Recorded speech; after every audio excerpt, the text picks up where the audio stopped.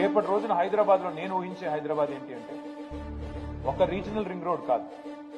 Regional ring road ఎలాగో వస్తుంది, 332 కిలోమీటర్ల రీజనల్ రింగ్ రోడ్డు మనకి భువనగిరి, చౌటుప్పల్, షాద్ నగర్, అట్లా సంగారెడ్డి మీదుగా, గజ్వేల్ మీదుగా మొత్తం రీజనల్ రింగ్ రోడ్ కూడా రాబోతాం. ప్లాన్డ్ హైదరాబాద్ అంటే కొత్త తరహాలో కొత్త ఆలోచనలతో వచ్చే హైదరాబాద్ ఏదైతే ఉంటుందో ఓఆర్ఆర్ కి ఆర్ఆర్ఆర్ కి మధ్యనే కొత్త హైదరాబాద్ కూడా తప్పకుండా మనకి ఆవిష్కృతం అవుతుంది. దానివల్ల దాదాపు సగం తెలంగాణ జనాభా, సగం కంటే ఎక్కువ తెలంగాణ జనాభా ఈ పరిధిలోకి వస్తుంది రేపటి రోజున. కాకపోతే అక్కడితో ఆగకూడదు.